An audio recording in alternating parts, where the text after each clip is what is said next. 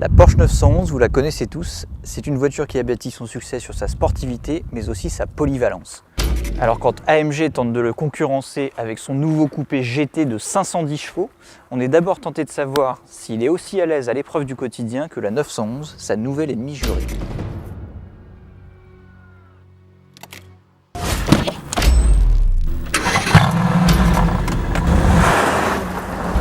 Au quotidien, on doit parfois faire des créneaux et la GT sait le faire, même si l'immense capot complique un petit peu l'exercice. Passer un dos d'âne à vitesse normale, l'AMG sait le faire sans faire frotter ses moustaches. Accueillir des bagages, la GT sait le faire aussi grâce à son coffre de 285 litres contre 125 litres seulement dans une 911. Pour emmener des amis à l'arrière, en revanche, la GT ne sait pas le faire car contrairement à la 911, la Mercedes est une stricte 2 places. Reste l'épreuve des bouchons où la GT se débrouille plutôt bien avec sa boîte à double embrayage. Alors on termine avec l'épreuve des longs trajets où la GT est assez silencieuse même si on entend bien le bruit des pneus à 130 à l'heure. Par contre elle manque un peu de confort, la suspension est assez dure, les sièges aussi. Donc du coup on va vite quitter l'autoroute pour enfin passer aux choses sérieuses.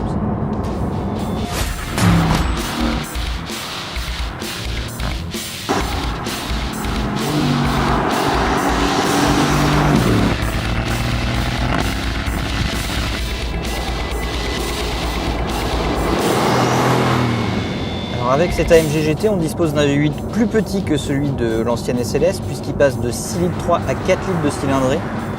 Mais il est désormais suralimenté par 2 turbos, donc on ne perd pas en sensation, c'est même l'inverse, on gagne en performance. La poussée est bien plus franche dès 2500 tours et elle semble vraiment inépuisable jusqu'à la zone rouge.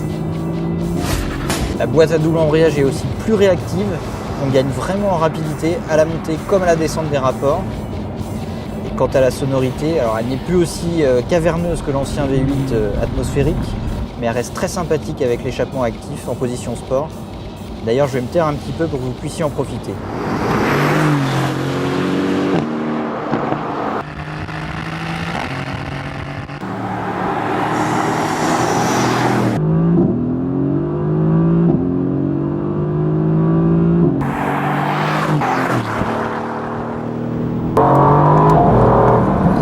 Avec 510 chevaux sur les roues arrière, on pourrait craindre que la AMG GT soit un dragster inconduisible.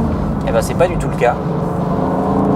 Le train avant se jette dans les virages, le freinage est quasi indestructible. Et ce qui est surtout impressionnant, c'est la motricité. Il est quasiment pas nécessaire de doser l'accélération en sortie d'épingle. Ça, avec l'ancien SLS, c'était pas vraiment le cas. Alors bien sûr, ça veut pas dire qu'on peut plus du tout glisser avec la AMG GT. Si on veut s'amuser un petit peu, il suffit de débrancher l'antidérapage, de le passer en mode sport qui tolère un léger angle de dérive. Là, on va le débrancher complètement, voir ce que ça donne.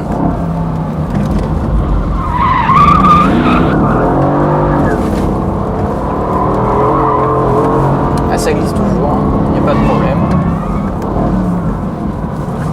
Bon, à l'arrivée, si la AMG n'a pas été aussi polyvalente que la Porsche, notamment en termes de confort ou de nombre de places à bord, elle a plus que rempli son contrat en matière de sportivité. Et ça nous promet des beaux duels dans le futur. Et avec une 911 à l'échelle 1 cette fois-ci, c'est promis.